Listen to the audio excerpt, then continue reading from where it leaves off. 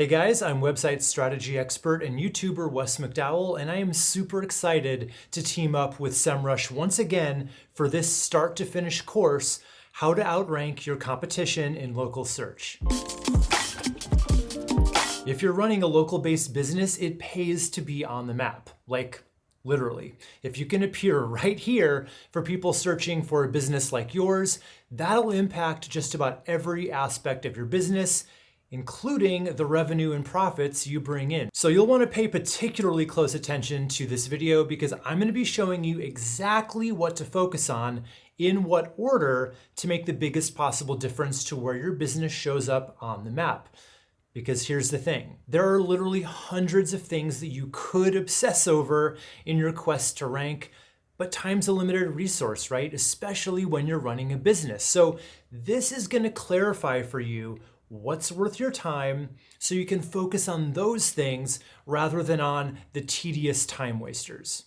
And again, I'll be going in order of importance and impact on your ranking potential. So if you prioritize these improvements, starting at the top of the list, working your way down over time, you'll start to see results really quickly. Then you can start chipping away at all the other things. So when you put them all together, it's going to strengthen your overall ranking profile, making it very hard for your competitors to ever take your position. And of the 7 big ranking factor buckets, things like links, reviews, on-page and citations, by far the biggest bucket that impacts your ability to rank the most is your Google business profile, formerly known as Google My Business. So our list of priorities is going to start right there on your listing itself. So here we go. Ranking factor 1 is choosing the best primary category for your business. Right now, there are over 4,000 different business categories, and many businesses are going to have multiple options, but if you choose the wrong one, it can hurt you. For example, a yoga studio that sets its primary category as gym rather than yoga studio. This would be considered the wrong category because it doesn't really reflect the specific services that are offered by the business, and it might make it harder for potential customers to find the studio when searching for yoga. So you want to choose the category that not only is the closest to what you offer, but also the one that's the closest to the keyword phrase that you're trying to rank for. Okay, ranking factor 2, keyword in business name. Now, it definitely helps if the keyword phrase you're trying to rank for is in your business name itself, but this can be tricky because Google doesn't allow you to stuff keywords in your business name field if that's not the actual name of your business. Okay, ranking factor 3 is all about your location, both proximity of your business to the searcher as well as having a physical address in the city that's being searched. Not a lot you can do about those. Actually, there is one thing you can do. More on that in our next lesson. Next, in the number 4 position, we have additional Google Business Profile categories. So Google lets you choose not just one category, but extra additional, secondary categories as well. And ranking factor number 5, make sure that your Google Business Profile listing is as complete as possible. Okay, so now we're moving out of the Google Business Profile bucket and into all the other ranking factors outside of your listing that'll also help you the most, starting with number 6, Google reviews. So the single biggest factor here is your overall star rating itself. In other words, it's more helpful to have fewer but better reviews than to have hundreds of mixed reviews. Quantity is definitely helpful too, but it's a little further down that list of priorities. It also helps to have reviews with actual text above and beyond a simple star rating, and even better to get some that mention the keyword phrase that you want to rank for. Okay, and at number 7, you want to focus on your website itself, making sure that you're following the correct website page structure and using all your keywords correctly in the right places for maximum impact. Next up at number 8, let's talk about backlinks. So getting good, reputable, relevant websites to link to yours has always been one of the most powerful factors in ranking your website. It's important to regular organic search results, and it's almost as important when you're trying to rank in the map. Because this is actually a site-wide factor, meaning any link you get to any page on your website will help you rank in the map. And to be clear, this factor is specifically about the quality of those backlinks, not the quantity. And at number 9, we have citations. So a citation is really just any mention of your business online, and it's usually comprised of your business name, address, and phone number, otherwise known as the NAP. Okay, so that's what you should be focusing on, but what should you not really be worried about? Things like geotagging photos. That used to work, but it's a huge time suck to do, and it actually isn't shown to be any kind of ranking factor anymore. Also, keyword stuffing your Google business profile listing. So some people think that the more you can use your keyword phrases in your business description and your services, it's going to help you rank, but it doesn't. So just write it naturally with an emphasis on good, persuasive, conversion-focused copywriting instead. Oh, and Google lets you write these posts as part of your listing, and you're free to do so if you want to announce a promotion or whatever you want to announce, but it's not going to help you rank. But there are 2 really sneaky things that will help. Now, these 2 tactics have flown under the radar for most local business owners, but they can make a really huge difference in where you show up in the map. Intrigued? Let's get right into it, but we need to start with one true fact. Your location is one of the biggest ranking factors in local search. And location actually plays 3 main roles in determining your position, starting with city borders. In almost every case, without exception, if you want to rank your business in city searches, your address must be physically located inside the borders of that city. For instance, if you're trying to rank for dog grooming Boston, but your address is in Cambridge, you're not going to rank for that Boston search unless there is literally no competitors there either. Next, the city center. So not only does a business need to be within the borders of a city to rank there, preferential treatment is usually given to the businesses that are closest to the center of that town. And that doesn't necessarily mean the true geographical center point.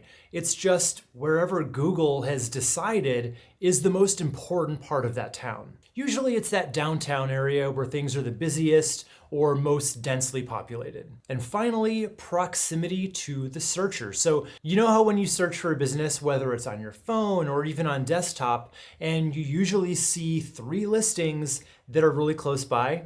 Yeah, that's because they prioritize it that way.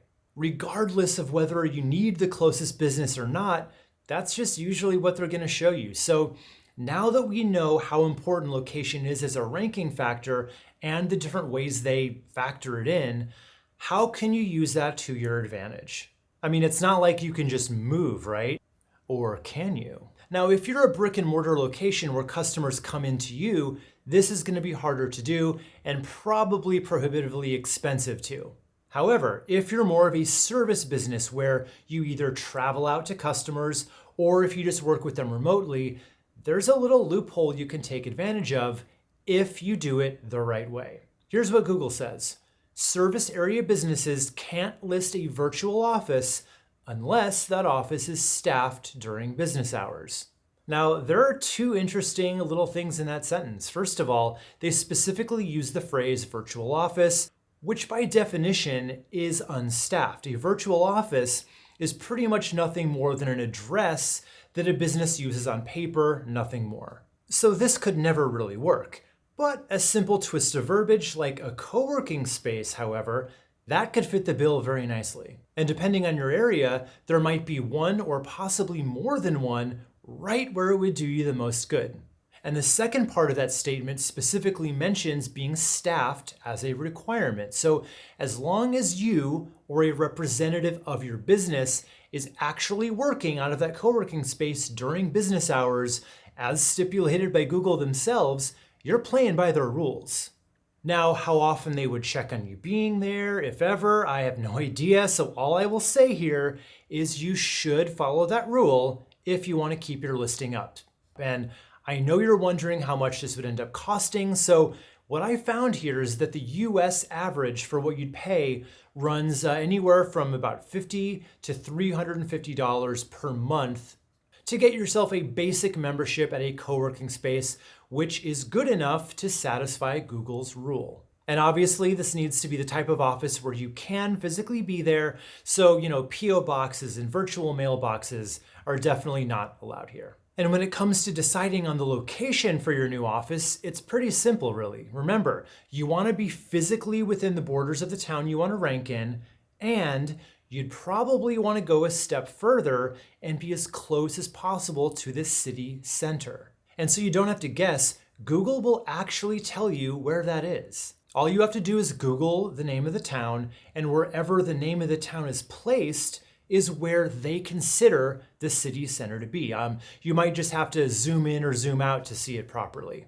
So if you were to get a basic co-working space membership near that city center, it'll cover almost all your bases. It'll likely even help you with that proximity to searcher issue since, statistically speaking, when you're in a more populated area, you'll naturally be closer to more people who are likely doing more searches.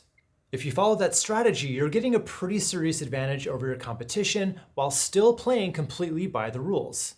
My next hack, however, is all about taking down your competitors who aren't. It really sucks when you do all the hard work of optimizing your business for local search the right way, only to be outranked by businesses that seem to be cheating. And one way your competitors might be cheating the system and outranking you in the process is through something called name spamming. If you watched the last video, you know that the way you name your business inside of your Google business profile can help you rank. Specifically, if you add keywords that you want to rank for to your business name. And you also know, according to Google, your business profile name should reflect your real world name.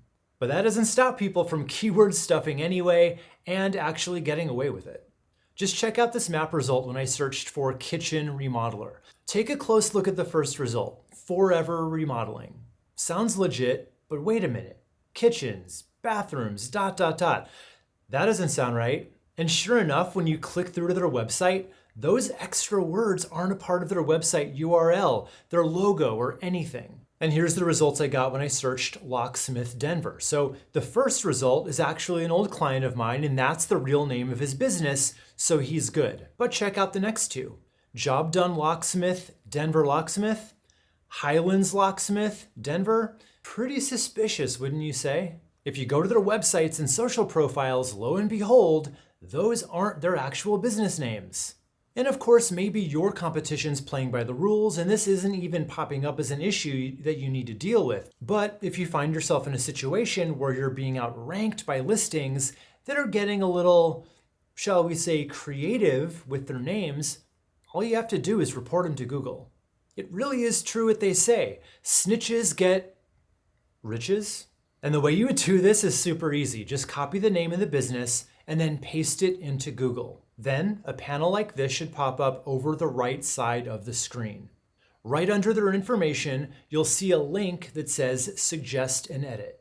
Just click that, then change name or other details, and then you'd remove the spammy parts. Now, it's important to note here that you're not actually making that change. You're just making the suggestion to Google, and they'll investigate if that change is valid, and if so, they'll apply it, leveling the playing field, giving you a shot to outrank them fair and square. The thing is, what you think you want to be found for might be right on the money, but if it's just based on your best guess and not on actual research, you might not be reaching anybody at all, and there are a few reasons for that. First, the keyword phrase that your hunch tells you to pick might not get enough monthly searches. That can happen when the words that you use in your business as an expert in your field don't match up with the words that your customers, who are, let's face it, maybe less knowledgeable, would use when they search for a business like yours. For instance, you may be the best pest control service in town, but if everyone's typing in exterminator instead, maybe pest control isn't your best option. Or maybe the phrase you want is just way too hard to rank for, and you'd be better off optimizing for something else that will get you way better results. And that's where keyword research comes in. And it's actually pretty easy to do when you follow me through the steps in this video. Step 1 is where you're just gonna write out all your services, products or offers that you'd ideally like to be found for in your local area. So if you're a home cleaning business, you might offer standard house cleaning, post-construction cleanup, move-out cleaning, deep cleaning, and maybe exterior window cleaning too. Or if you're an accountant, you may do tax prep, bookkeeping, payroll, and tax projections. So just write it all down in a list, and then once you have that, it's time for step 2. Use Semrush to uncover your best keyword opportunities. To do this, I'm going to show you 2 different methods you can go about this. So first, we'll be using the keyword magic tool. You'll just find that over in the left sidebar menu, and then you'll take your first service and plug it into the keyword field. And since this is for local SEO, you'll want to add in your city name either before or after. Next, you'll just let it work its magic, finding more keywords for you based on that initial seed keyword that you put in. And here's the list. You'll notice there are a bunch of columns here, but I'm going to give you a quick rundown of the really important ones that you'll want to pay especially close attention to.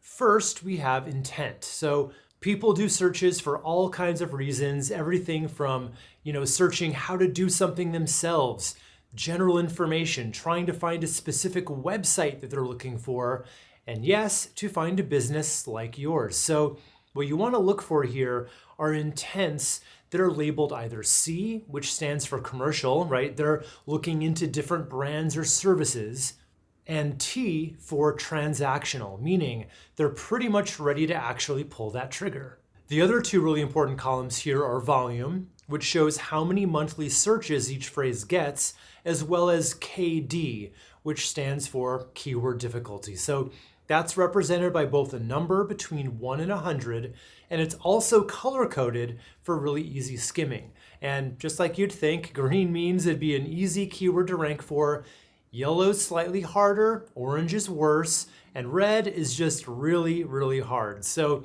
the trick here is to find the right balance between a difficulty score that's easy enough to try for and a search volume that's high enough to be worth the trouble. What I like to do here is some basic filtering to help me out. So first, I'm going to toggle over to related, which is going to do exactly what it sounds like and show me related phrases that I may not have thought of, but maybe my customers would be using. Next, let's eliminate the ones that might just be too difficult by setting that in the easy to possible range, anything from 0 to 49. Then, under intent, I'll just choose commercial and transactional. And because I only want local-based terms, I'm going to tell it to include the city name. And here's where it gets super local in terms of intent. So I want to only see search terms that generate local map pack results.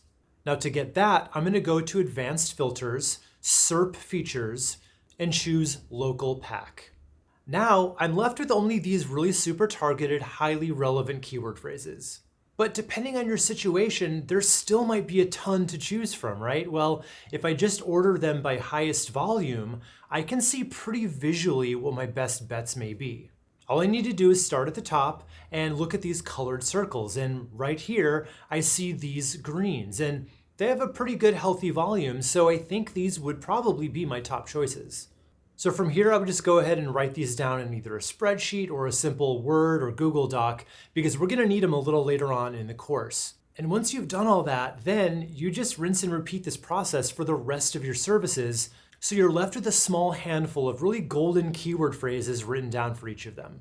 So that's the really in-depth way of researching your best keyword opportunities, but I want to show you one even easier way that you can do it. This method's going to help you see who's already ranking where you want to be, then reverse engineering the keywords that are working well for them. Super easy to do with Semrush. But before we can use it, we need to see who's ranking at the top of the map for your business category. So obviously just head over to Google, type in your initial best guess for what you think customers are typing in when they're looking for you, your type of business. Then just see who's at the top of the map listings. But you do want to be sure that they're there organically and that this top result isn't actually a local business ad. So pick the first organic result and click on website. Then just copy their URL and head back over to Semrush. Specifically, we're looking for domain overview on the left sidebar menu. Then just paste your competitor's URL in the box, choose your country, then search. Then you'll scroll down to where it says organic research, and here's where you'll see a short list of keywords. We're going to click the blue View Details button. Now you've got the full list. Depending on who your competitor is, you may have a ton of results or maybe just a few. Now to whittle it down and prioritize our options, we're going to go to the Positions dropdown and choose Top 3. This will show only the search terms that they're being found in the top 3 for. Then go to SERP Features dropdown, on SERP, Local Pack. Now we have a crystal clear picture of the exact terms that they're seeing success with that you can use to compete against them.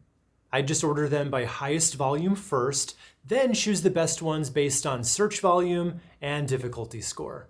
Write down the ones that you want to shoot for, and now we're ready to move on to the next video where we'll be optimizing your Google Business Profile, the single biggest ranking factor when it comes to local search success. So we already learned that your Google Business Profile contains all the very top ranking factors that are going to determine your placement in the map rankings. And here's where I'm going to walk you through getting that 100% optimized so that it can do you the most good. So we'll maximize each individual element, but more than that, this lesson will show you how to fill out your profile as completely as possible, which is in itself a really big ranking factor. And I'm sure a lot of you watching already have your profile set up to some degree, but again, these are all the optimizations that you can make so it can work even harder for you than it does now. And if you're a brand new business or you just don't have a profile set up yet, we'll quickly start there. So all you need to do to claim your business profile is head over to business.google.com, then click on Manage Now. So you are going to need to be logged into Google. If you're not, it's going to prompt you to do that. From there, you're just going to type in your business name. Then you're going to click on Continue. Okay, so here they're going to ask you what type of business you have. So if it's online retail, basically people are buying through your website, you would check this, but that's not what this course is about. This is mostly about local businesses. So if you're a brick and mortar location where customers can visit your business in person, you would check this box. Or if you're a service business where either you travel out to customers or you just work completely remotely, you would choose this option. And by the way, you can choose both. There are some businesses that have multiple facets to them. Think of a restaurant that people come in and you also make deliveries. Or in the case of the business we're going to be talking about in this lesson, it's a rental car company where people can come in and rent a car, but they also will pick you up at the airport in the car. So this is what's known as a hybrid business. And just click on Next. And then you would choose the most relevant business category. In our case, I'll just start typing in car rental and car rental agency. That's probably the closest thing to it. And then click on Next. And here's where you'll put in all of your business information. Once you put in your address, if you have any kind of a unit number, you could put it on this same line, but it's generally recommended that you add a new line. So you'd put in here, unit 4B, for instance. It just helps Google format it a little bit better. And then from there, you'll click on Next. You'll put in your phone number and your website if you already have one, and then click on Next. Okay, so now it's going to ask you to verify because that's really important. They have to know that you're actually the person in control of the business. So it's going to prompt you. It prompts us here first by a way to get verified by phone. Now that generally doesn't work. They'll try to do it, then they'll ask you to put in your address for a postcard to be mailed to you. So that's generally the way that's going to work. So just go ahead and get everything verified. I'm just going to click on Verify Later here. And it's going to ask you for all this information as you set it up. But for the sake of me being able to walk everybody through this information together, regardless of if you have an existing or a brand new profile, I'm going to recommend you skip all these steps for now. Then we can all start together from here. So if you just set it up or if you've had it for a while, just make sure that you're signed into Google with the email that you used when you set up your profile. Then all you're going to do is Google My Business. And that is going to bring up this little panel right here. And I'm just going to click on View Profile and we're just going to go bit by bit here. So you've got all these choices here. We're going to start with Edit Profile. So the first thing that you can edit is your business name, right? So is your keyword phrase in your actual business name itself. Now, this one comes with a big old caveat, right? You are not allowed to just add keywords that you want to rank for to the name of your business in your Google business profile. For instance, if your business, like this one is called Glendevin Motors, and you're trying to rank for the search term luxury car rental Los Angeles, you can't just list it as Glendevin Motors Luxury Car Rental Los Angeles. Unless that's the actual name of your business, it's a no-go. They can remove your listing and you don't want that. But what you could do to move the needle for your ability to rank is think about possibly legally rebranding to a new name that does include your keywords, or at least some of them. For instance, here, I feel like this reads extremely clunky with Los Angeles. We may not be able to include that. But we could probably rebrand this to Glendevin Motors Luxury Car Rentals. And if you were going to change it legally, that means changing it everywhere, including notifying the government and legally changing your business name, changing it with your phone and utility companies, any existing citations that you already have are on the web, as well as updating your logo, website, and signage. Now, only you can answer if that's worth it or not. So the pros are you will likely rank higher in the maps, which could lead to more business, but the cons include things like your business name might sound a little spammy if you don't do it right. As in the example here, we had Glendevin Motors Luxury Car Rentals Los Angeles. Sounds spammy, right?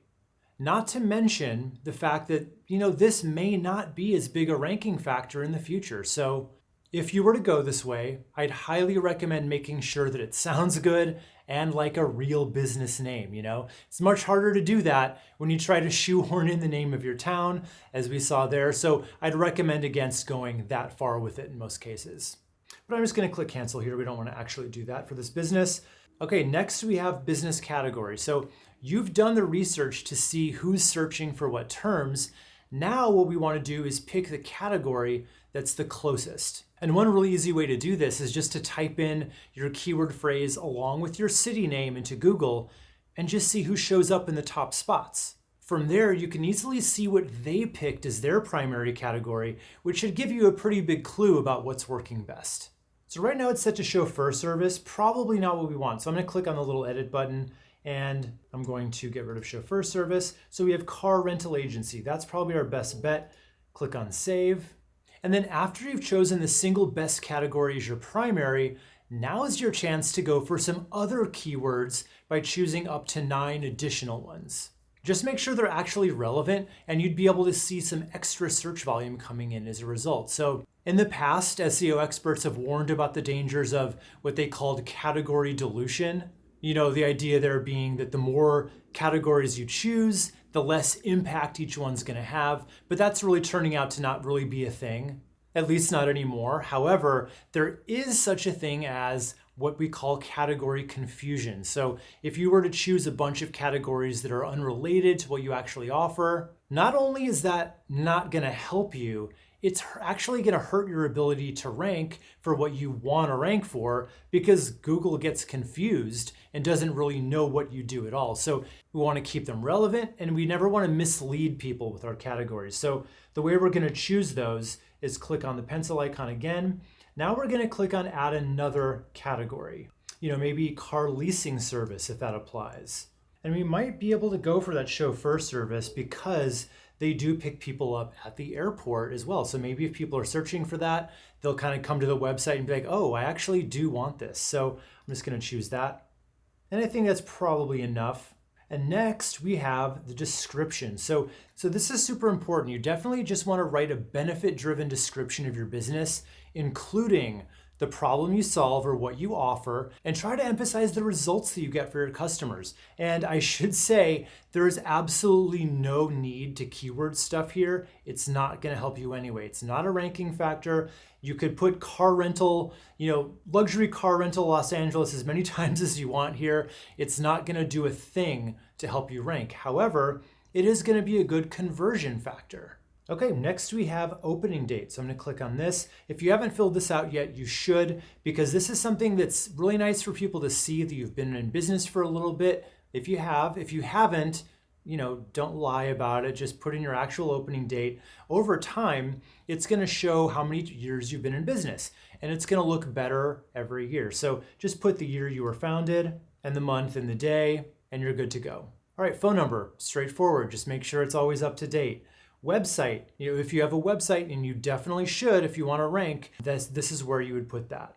Okay, so now we have kind of a biggie. This is location. So we went over the various ways that your address affects your rankings in lesson 2, but here's where you can input your physical address and or your service area. So this one is set to a physical location because it's a rental car storefront. But if you're a service business with a service area, you would add that in right down here. And remember how we said that this is kind of a hybrid business where there's a storefront, people can come in to rent the car, and there's also the service where they go to you to deliver your car. So what we want to do here is just put in any service areas that we have. So I'm just going to type in Los Angeles and probably set it to Los Angeles County. So you can do counties, cities, states, zip codes. You can get really granular and you can add up to 20 of these. So it is really important to mention here that even if you're a service business and your address won't be shown,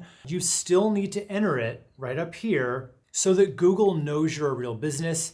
That's how they verify you in most cases. And whether your address is shown to the public or not, this is still the address that Google factors in when it comes to all those location-based ranking signals that we talked about earlier in the course. So in other words, if you're a service business, while they do let you specify your service area, that service area in no way affects your ability to rank within that area. It's just there for customers to see if you're willing to work with them where they are or not. So we'll put in all your service areas and, again, don't pad it out. Be realistic because it's not going to help you rank anyway. And in the spirit of giving you all the information so that you can make your own choice here, I do want to mention that Google doesn't want you to list your physical address if you're a service business, right? If you don't expect people to come to you, they don't want you to list your physical address publicly facing. However, you may have noticed that quite a few businesses do, possibly your competition. And the reason why is businesses that list their addresses generally rank higher than ones who don't. Now, I'll just leave that information with you and leave it up to you if you'd like to include it or not.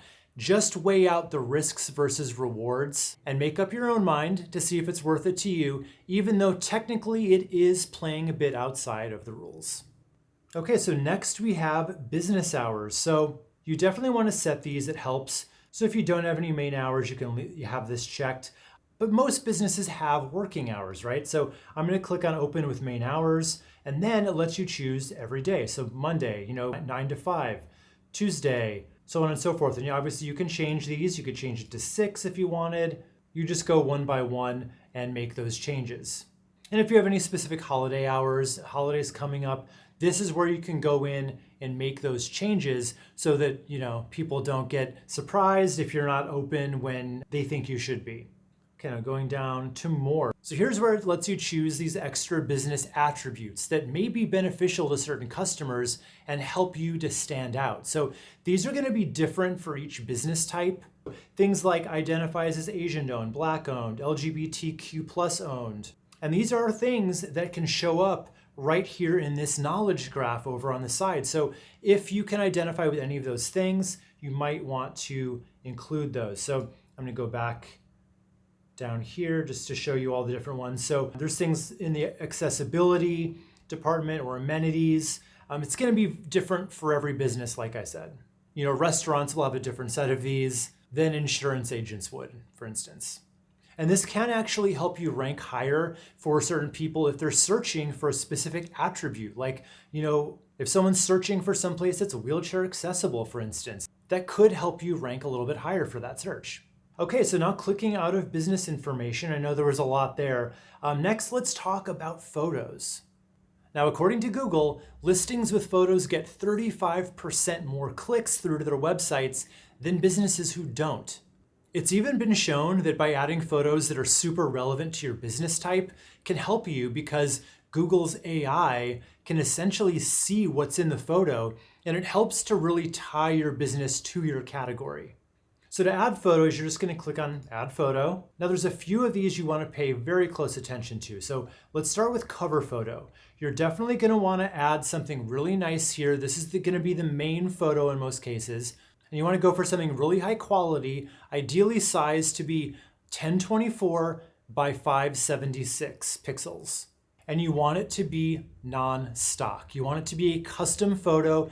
Snapshots are okay, it doesn't have to be super professional looking, but stock photos, they can actually take those down. They know what a stock photo is because they can see it on other people's websites, so they will take those down in most cases. That's why it's really important to be custom. And then from there, let's talk about the logo. So that's really important too. That's going to generally show up as a little circle in your listing, and you want that to be sized about 720 by 720 pixels. And then in terms of just normal photos, bring in as many as you have that are relevant. Start adding photos of your services, your products, your team members, the interior of your space, your exterior. And those interior and exterior shots are going to be really important if you're a brick and mortar business. Okay, moving on, let's go to products and services. So we'll just start with products. So basically, I'm going to click on Get Started, and you're just going to try to fill this out as best you can. It's going to help you rank for people looking for specific products or services, but again, there is no need to keyword stuff these. You just want to add a relevant image, pricing, and short descriptions for each of them. So that's for a product. It's very similar with services, so it's just going to depend what you offer, but I will say this, product listings are more prominent than service listings. Now let's take a look here on this, what's called the knowledge graph over to the side. There's no products or services listed here yet, but if there were a product, it would be shown right here with images. It doesn't really do that for services. So if you're a service business and you have access to product listings, meaning it's here for you, sometimes it won't be here, depends on your category, but if you have access where it says edit products, I highly recommend that you use this instead of services, even if you provide a service. Now, Google's actually on the record as being fine with that, so you're technically not breaking any rules by doing it that way. It just gets you a little extra visibility. Okay, next let's talk about bookings. So this is basically letting you set a link right to the place on your website where people can schedule something with you. Super powerful if that's one of your main calls to action. So you just click on add a link and then you link them right to your contact page, or if your website is linked to like a Calendly account where they can actually get right on your calendar, you would just link right to that page from here. Okay, now let's talk about Q&A. So over here, those are going to show up as well. If people have questions, those will show up here and you can answer them. So I'm going to click on Q&A, and generally speaking, if there are no questions, it's a good idea for you to get the ball rolling. Think of this almost like an FAQ section where you can answer, your top 3 to 5 questions that people are always calling you about or emailing you about. Then just answer them completely here. So I'm going to click on Ask a Question, and you would ask it here, right? Can you pick me up from LAX? Then you'd click on Post, and then you would answer it. And then just click on Post. Easy as that. And you would do that for your top 3 to 5 questions. Okay, moving right along. Now there's another really important thing, and that's add updates. So this is a way they let you post about events, offers, or any just updates that you want to share. Now, I highly recommend taking advantage of the offer one and always running at least one offer, even if it's just for new customers. So you would just put the offer title right here.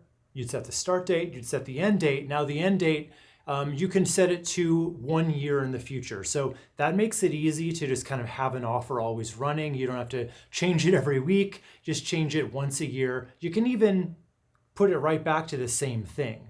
You can even use the same offer year after year. You just have to remember once a year to update it. And then you would add a photo. Highly recommend adding a photo. That gives it a little bit of extra visual punch in the knowledge graph right down here.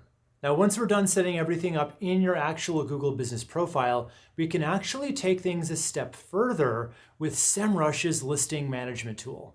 So this is going to help you publish your business info in over 70 directories in the US and over 40 in other countries if you're not US based. So this way you can have even higher visibility and rank even better. So here's how it works. From the left side panel, you're just going to go down to On Page and Tech SEO and click on Listing Management. Now I'm just going to type in the name of the business. So if your listing is already live on Google, it should pop up here for you. I'm just going to click that and make sure all of your information is up to date here. And then just this is missing a phone number, so we'd put that in. Just update the phone number and then click on check. So obviously there's some work to do, so we can take advantage of this here. We would just click on try it now. So now we just want to make sure everything is accurate here within Semrush. So this is actually in Woodland Hills, and you can choose to hide your address if you want to do that, or we deliver to local customers, and make sure the brand name's in there. And from here we can choose categories. So all we really need to do is choose the same primary category and secondary categories that we already chose within the Google Business Profile. In our case, it was car rental agency, I should say, and chauffeur service and car leasing service. Make sure everything's right. Then you're just going to click on Start Distributing Info. So while that's going, I want to show you one more thing here because I think it's a really good idea to do a little bit of recon up front just to see how you're ranking currently so that you can track your progress over time.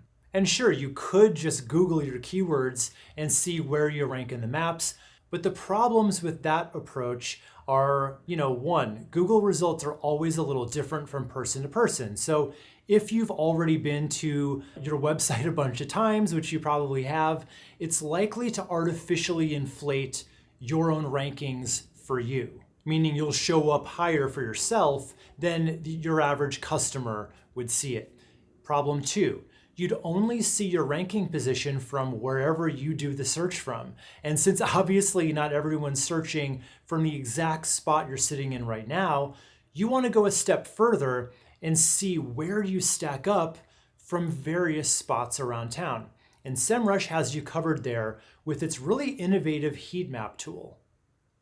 Okay, so once that's done, we're going to go over to heat map and then set up heat map. Now, what this is going to show you is how well you're doing from each of these points. These represent someone actually searching. And if these circles are green, that means you're in the top 3. If they're yellow, you're doing a little worse. Okay, so the first thing we need to do is actually set up the keyword phrases that we want to rank for. So they already have it set as the primary category, but maybe you want to rank for different search terms like car rental Los Angeles, or luxury car rental, or luxury car rentals. So basically you put in up to 10 keyword phrases that you want to be ranked for. And then here's where you're going to choose the scan radius. So you can choose from kilometers to miles if you're based in the US. And you can scatter this out as much as you want to, but keep in mind, the further out you are, the less chance you have to rank generally. So I'd cap this maybe at about 7.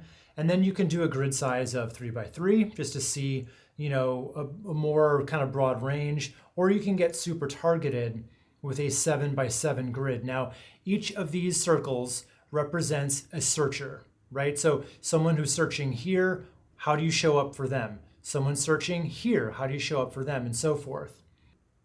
And then we're going to click on Collect Data. I'll click on Start Scan. And that's just going to take a few minutes to populate. Okay, so now we have our results. And, it's not looking good at this point. So there's still a lot of work to do. But it's great to see exactly how you're doing to start with so that you can start to get better over time and you can track your progress. And you can go between all your different keyword phrases because it's going to be different for each of them and see where you're doing in any given moment. So I recommend just taking screenshots of these and keeping track of them over time. And that's pretty much it. So while I know there are a lot of steps involved here, it really is pretty easy to just go through each category and complete each action item. And it's generally really good practice to keep everything updated and very current over time. So, do things like add new photos as you get them, add new offers and promotions from time to time as well. When you do all of that, Google knows that you're a real business that's active and that you care enough to keep your customers updated, and that can go a really long way in how they treat your listing.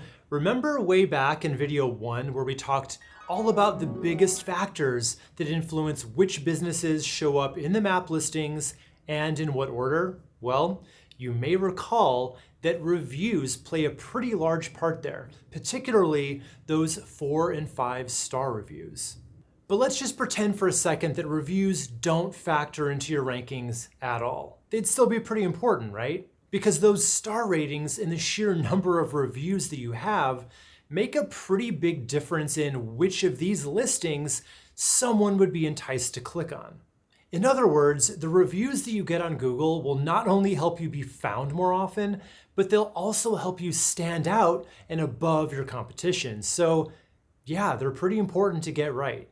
In this video, I'm gonna give you all my best tips to get more of the good ones. And stick around till the end of this lesson because I'm actually gonna show you a really cool trick that you can use to make sure that your very best reviews, those 5-star ones, show up first, essentially pushing any negative reviews you may have or get down. Now, the first thing you might wanna do here is just take a quick inventory of the reviews that you currently have, just to see how much work there is to be done in this step. And Semrush actually makes this super easy with their review management tool. So you're gonna find that under the Local SEO tab on the left sidebar. So just click Review Management, and then you'd simply enter in the name of your business. As long as it's already listed in Google, it should pop up for you. And it's gonna show you a few really important stats. Things like your overall star rating, as well as how many reviews you currently have. And coming up pretty soon here, you'll actually be able to check yours against your competitors, so you'll have a really clear picture of how many more you need to be competitive. So now let's talk about how you'll get more reviews, specifically those 4 and 5 star ones. So first, and this should go without saying, you have to actually earn them, right? No hacks or tactics or tips I'm going to share here today will help you get 5-star reviews if you deliver a 1 or 2 star product or service. I just want to make sure we're all on the same page there. So, okay, you're a high quality business offering a 5-star service, but even so, the way to ensure lots of great reviews all comes down to making it as easy as possible on your customers to actually give you one, because I really do believe that people are inherently good and they want to help a business that helped them, particularly when it's a small local business. But people are still people, and I'm not going to say they're selfish, but they can certainly be protective of their time. So to help make it super easy on them to leave you a review, you want to grab a direct review link that brings them right to the screen where they choose a star rating and can write their review. And the way to get that is to just Google My Business, then View Profile, Read Reviews, then click the blue Get More Reviews button. From there, they're going to give you a short link that will take people right where they need to go. So you've got the direct review link, but how do you get it to your customers in a way that will make them actually want to use it? It's all in how you ask and when you ask. So the very best time to ask for a review is right after you've helped them and you know that they're extremely satisfied. The less time that passes, the better your odds are at capitalizing on all the goodwill that you just built up by providing them with excellent service. Not only are they more likely to leave you a review at that point, but when it's recent, it's fresh in their mind, right? Meaning the content of that review is much more likely to be detailed and contain all the little things that make a review really come alive. And in the end, that's going to make that review much more persuasive. And the other side of this equation is how you ask. So this is pretty much going to depend on how you work with customers. So do you interact with them in person? If so, ask them face to face as soon as you're done working with them. If you work with customers remotely, you can ask via email, but actually the very best way to ask in this case is over text message. And the reason that works so well is all about the numbers. So the average open rate of emails is right around 20%, but the average open rate for an SMS campaign is 98%. And by extension, response rates for text messages are also much higher than emails. Just make it personal and then give them a reason to leave that review, even if that reason's nothing more than, it's really gonna help us out as a local business. Again, people really do want to be helpful, and if you make it easy on them by texting them that direct link, you're gonna get some really high response rates. So that's the best strategy for getting those reviews consistently over time. But there's more to the story. When potential customers are looking at those reviews, they're not only looking for what your past customers are saying about you, they're also paying attention to what you're saying back. And that's why it's so important to respond to every single review you get. When you get a good one, awesome. Just respond back without a template, make it personal. Thank them for being a customer and let them know how much that nice review means to you and for your business. That simple response is going to signal amazing customer service, and responding to reviews can also help, undo some of the damage done by any potential negative reviews too. So let's say the worst thing happens and you get a terrible 1-star review, You've basically got 4 possible ways that you can handle it. 1, you could ignore it. That's a mistake because it just lets it hang there without the benefit of your side of the story. Plus, it makes your business look like you just don't really care. Not a great look. 2, you can lash back. Also not good. So while I totally get how satisfying it can be in the moment to give the negativity that they're giving you right back to them, fight that impulse. It's just going to make you look unprofessional and like you're not really willing to make the situation right. Take a look at this real owner response to a 1-star review that was left. Does this look like it's de-escalating the situation? No, it's actually making things a lot worse, right? This owner just comes across as belligerent, and whether he's right or not, a response like this is very likely to do more damage than the original 1-star review would on its own.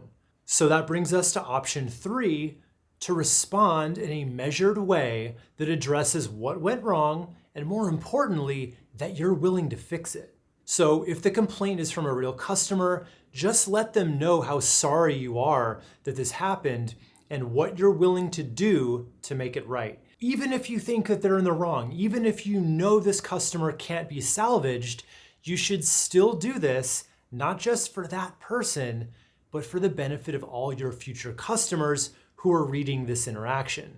And trust me, they're reading it. People can't resist this kind of drama, right? So use that to your benefit. And if it's a fake negative review from a competitor or an ex-employee or any non-customer, which happens, by the way, it's weird, but it happens, you should still respond to that in a really calm manner, just saying that you're really sorry, but you don't have any record of them or their experience, and just to, provide more details so we can help you out. And they're probably not going to respond back to that. And if you suspect that this review is fake, that's when you can use option 4. You can try to have it removed. And I say try because you're pretty much at the mercy of Google here. They do have a process to request review removals, but you can only use it if the review in question goes against certain Google policies, such as harassment, hate speech, if the review is off topic, or if it's fake, things like that. So if you have a review that you think might qualify for any of those, just read Google's documentation to see exactly which policy that you believe the review violates. Then you just click the little blue button to get the process started. But really important to know here, you can't get a review removed just because you disagree with it or don't like it. And even if you can't get a bad review removed altogether, you're still not out of options. First, you can try to bury that negative review with more positive ones. More often than not, the most recent review is going to sit at the top of the list. So when you get a bad one, all you really need to do is put a few 5-star reviews above it. Now to do that, you can either ask for more new reviews, you already know how to do that, but what can work even faster is to simply ask your best customers, friends, or family who may have already left a good review just to update it slightly. All they really need to do is change a few words, and it's going to give that review the recency bump up top, effectively pushing the negative review down a spot. And if you wanted to take this tactic a step further, here's a really cool trick you can use to make sure that your very best reviews stay up at the top for as long as possible. So if you have a really particularly good review that tells a really compelling story of how you've helped them or helps overcome a really common objection, what you can do is reach out to the person who left the review and ask them if they wouldn't mind updating it by adding a photo to it. That not only pushes it up to the top because of recency, it'll actually stay up there for a lot longer because Google does prioritize reviews with photos. And before we wrap this video up, it's important to know this about negative reviews. Embrace them. A few negatives sprinkled in with your glowing 5-star reviews are actually a good thing, and here's why. They're authentic. They make the rest of your better reviews more believable. People are naturally going to be a little on guard when they see a business with tons of perfect 5-star reviews and nothing else, because it doesn't seem real and just doesn't seem quite right. But if you have a 4.7, 4.8, that's actually the sweet spot. So embrace them, keep them, and respond to them in a way that makes people see that you're a real human business who cares about your customers, and you're gonna do just fine, all right? In our next lesson, I'm gonna show you what you need to do on your website to line up perfectly with your Google Business Profile and amplify its effects so you can not only rank higher in the maps, but keep more of the traffic you get so that more of your casual visitors actually turn into what you really want. Specifically, how should it be organized and what should go on your key pages so that everything lines up perfectly with all that hard work we've already done on your Google Business Profile and to help amplify your ranking potential. Now, there's a whole lot you can do here from an SEO perspective, but I want to start this lesson out with one really big warning. Don't overdo it. Almost every YouTube video you'll see about on-page search engine optimization will encourage you to make a page something like this. Now, I don't know about you, but a page that's all SEO'd out like that might get the click, but it isn't really giving me any reason at all to stay. So here's what I want you to remember as we go through everything in this lesson. Always write and optimize for your customers first and for Google second, okay?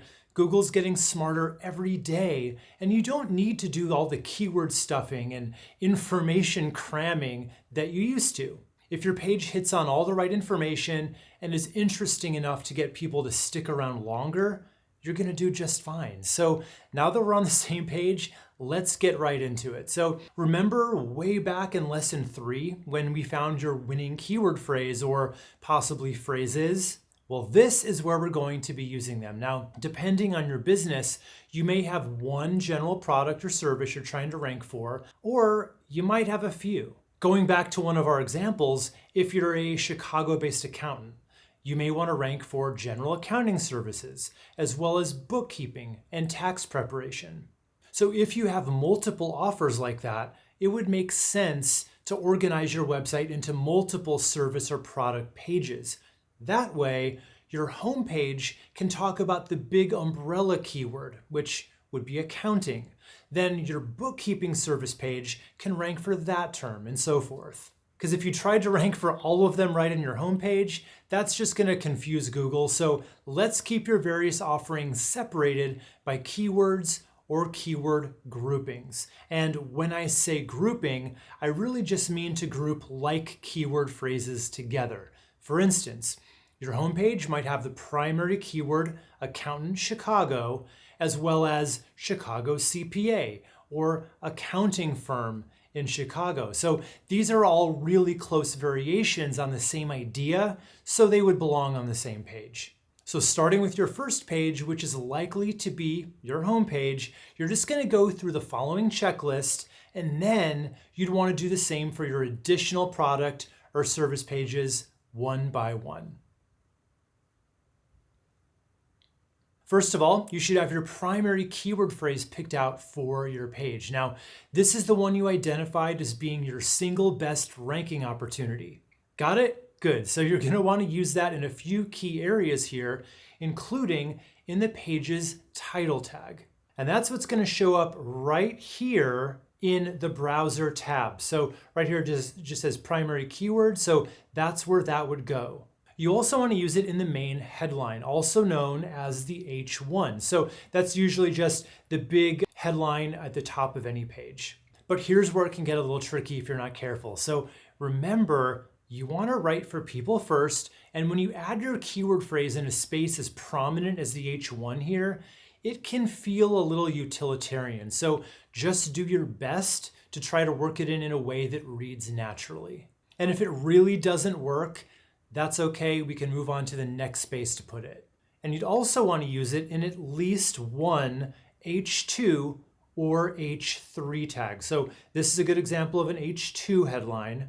They're basically the subheadlines on your page, and it really helps if you can work it into one of them, and again, try to make it natural. You're also going to want to use it a few times in the body copy, sprinkled throughout the page where it makes sense. I've got one here and right here. So something to keep in mind here is you add in your keywords, generally speaking, the higher up on your page that you can include them, the harder they're going to work for you. However, it's also really important that you put them where they make the most sense to include them. So I'm going to leave it up to you to use your best judgment. And again, write for your customers first. You're also going to want to include it in whatever the main image on your page is. So this is at the very top. This is the hero section. You want to include it in the alt tag of your main image. This is the highest, most prominent image here, and alt text is really just the text description that you can give to your images, and you'd usually control that in the media section if you're using WordPress. And if you're working on a non-home page, like one of your service pages, for instance, it would really help to use your keyword phrase in the URL string. For instance, let's say you run a cleaning company called Clean Pros, and you'd like to rank one of your service pages for window cleaning Miami. You'd likely want to name that page cleanpros.com/window cleaning Miami. And you'd want to separate all those words with hyphens. Now, obviously that doesn't really apply if it's the home page, but it works great for all those other service pages you want to rank. Okay, so we're still working on that first page, and after you've worked in all those primary phrases in those key areas, it's time to round it out with your secondary keywords. These are the ones that you found in your research that are also going to be good ranking opportunities for you, as well as some closely related words and your city name. And for each of these, I also like to go bit by bit through the page and find little opportunities to include them wherever it makes sense to do it. Again, making sure it still reads well and doesn't feel off in any way. No stuffing, no stilted language, but if it makes sense to include the phrase, CPA in Chicago, add it in. And just like before, the higher up on the page that you can get to these, the more they'll count.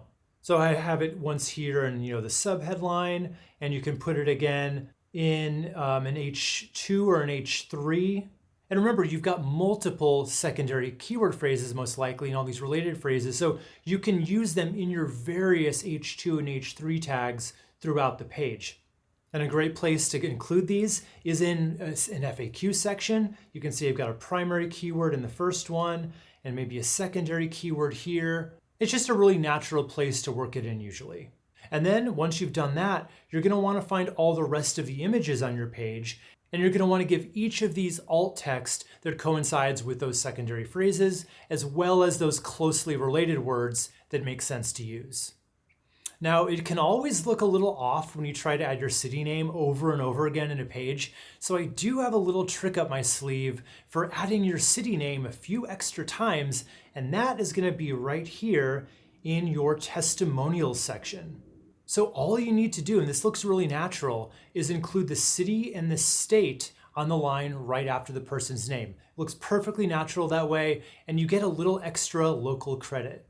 Okay, so that's going to handle your keywords, but there are definitely still a few more things you need to add if you really want to get your on-page SEO dialed in just right. So the next thing you want to add is your business name, address, and phone number, otherwise known as the NAP. So make sure you're using it exactly as it shows in your business profile. And all you really need to do is put it down in your footer so it shows at the bottom of every page on your site.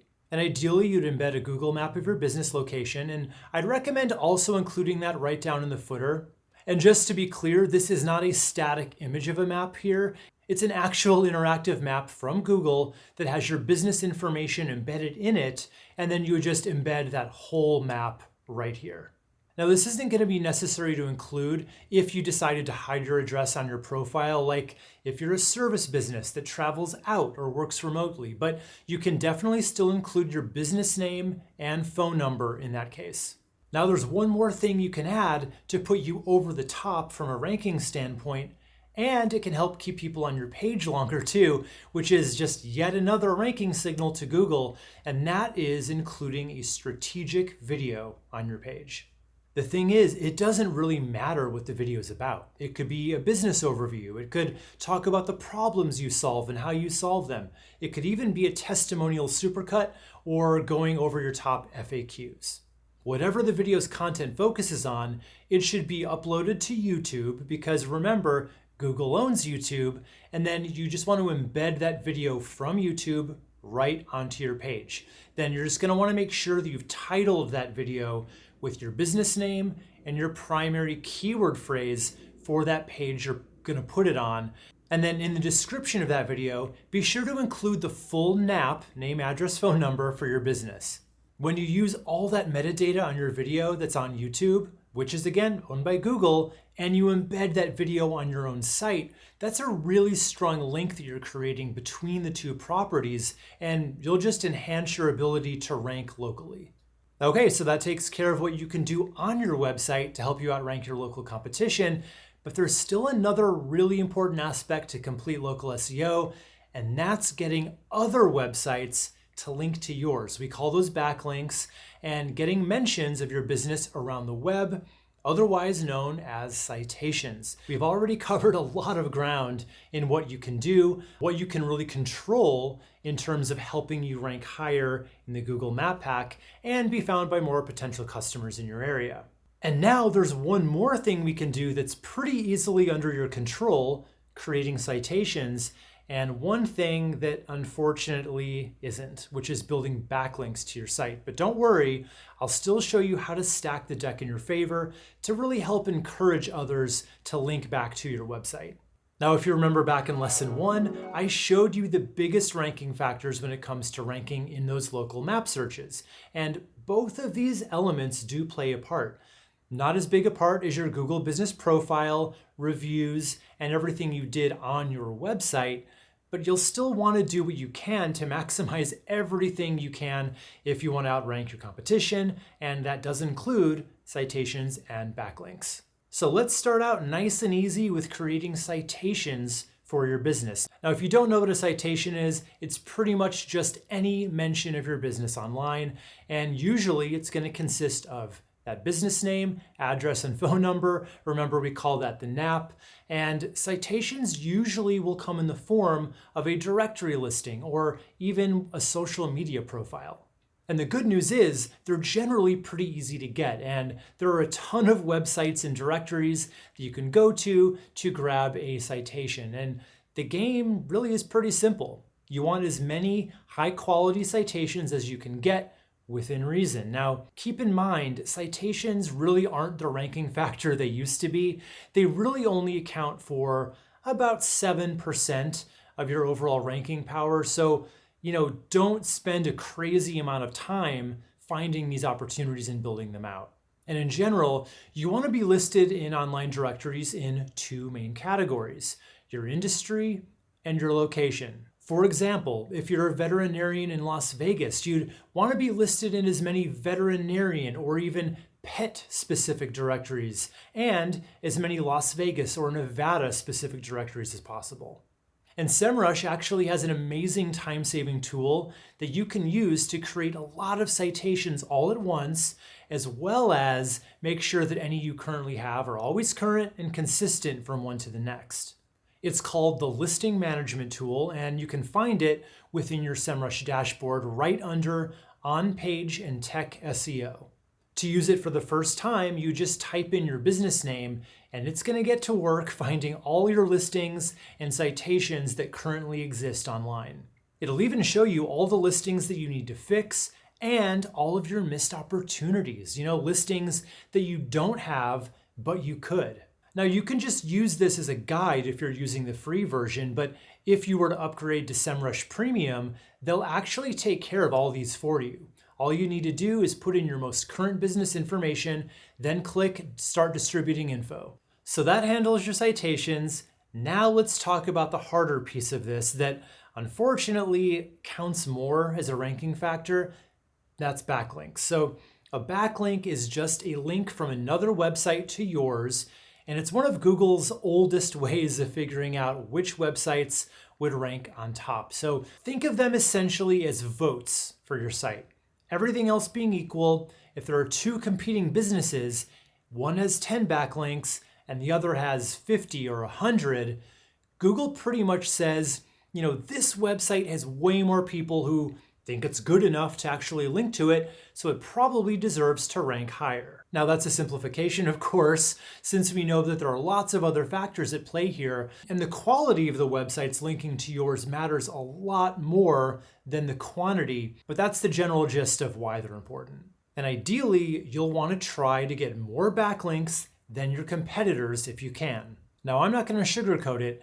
Getting good quality backlinks isn't easy. And I don't suggest that you spend a crazy amount of time on getting these either. But in the rest of this lesson, I'm going to give you some of my best backlink building tactics just to try to make it a little easier on you. And the first thing you want to do here is get a really clear picture of how your backlink profile stacks up against your competition, because maybe you're already doing just fine and you don't need to focus too much on this part. Or if you're falling behind, you'll at least be able to see by how much and then get some really great ideas for where to get those links so you can catch up. And the way we're going to find this out is using Semrush's backlink gap tool. So looking at the left side panel under competitive research, just click on backlink gap. You'll enter in your website URL and up to 4 of your top competitors as well. Then you'll click the button to run the report, and once it's done, you can click on charts to visually see the gap between your backlink profile and each of your competitors. And if there is a gap, you'll want to work to narrow it if you want to outrank them. So once you know what you're up against and roughly how many links you should be trying for, I've got 3 different strategies you can use to try to narrow that gap. And my first strategy is just to target the links that your competitors already have.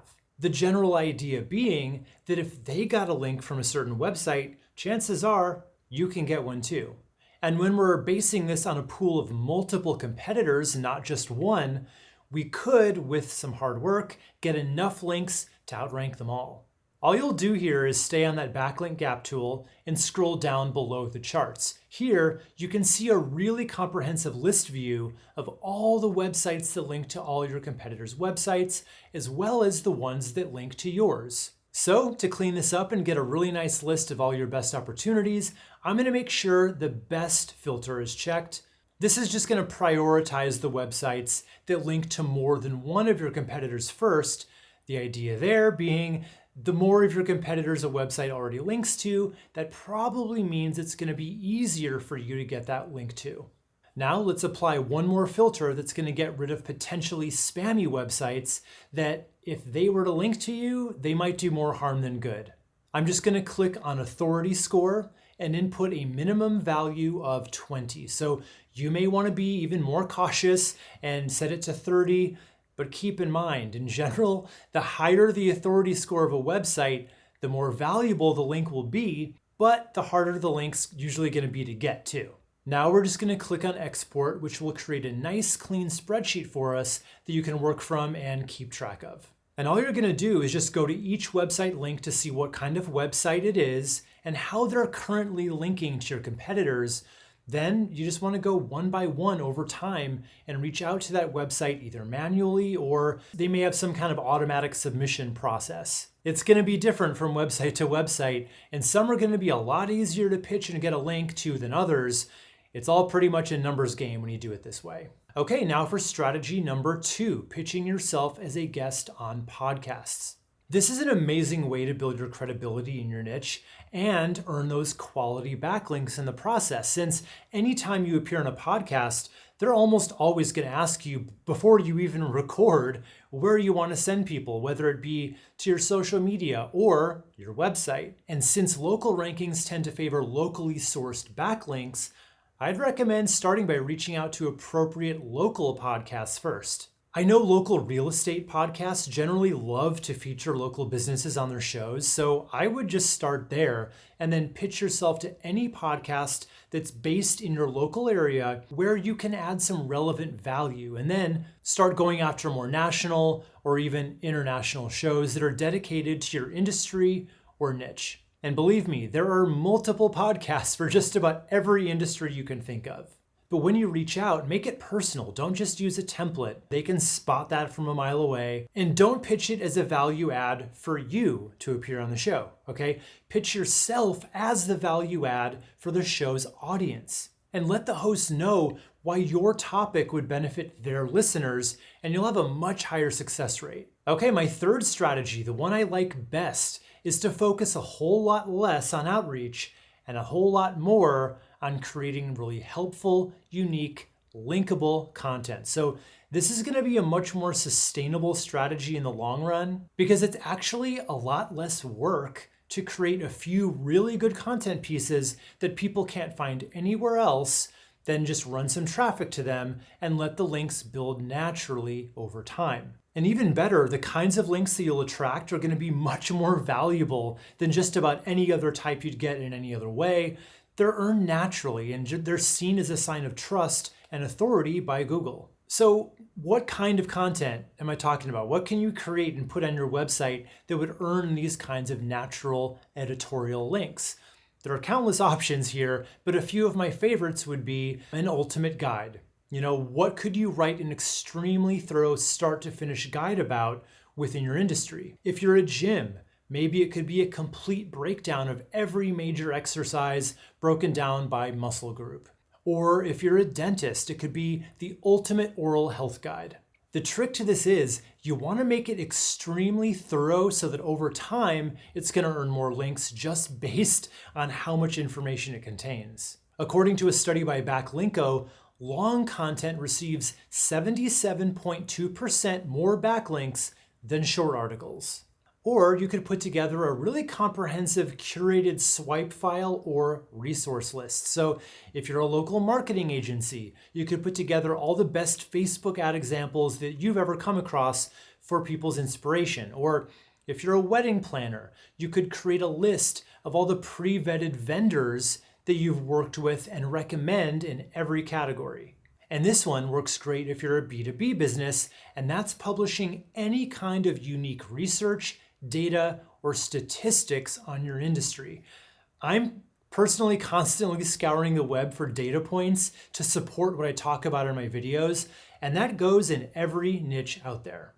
So if you were to do a poll or report on anything that you found in your own research, other people in your industry will likely be able to then find that research, cite you, and yes, link back to it in any articles that they write. And don't forget here, even those casual mentions of your business name, even when they don't have a link, can still help build your authority with Google, so I love this tactic. And if you have the type of business that could use any kind of calculator or tool, those can generate a crazy amount of backlinks. For example, mortgage calculators, or even a pricing tool that can help people trying to calculate a ballpark range of what it might cost to get what they want, or a fitness calculator. Just use your imagination here. Once you figured out what that would be, you can actually buy pre-made calculators or create your own using online-based software programs. You can actually even use the AI tool ChatGPT to create the code for something like this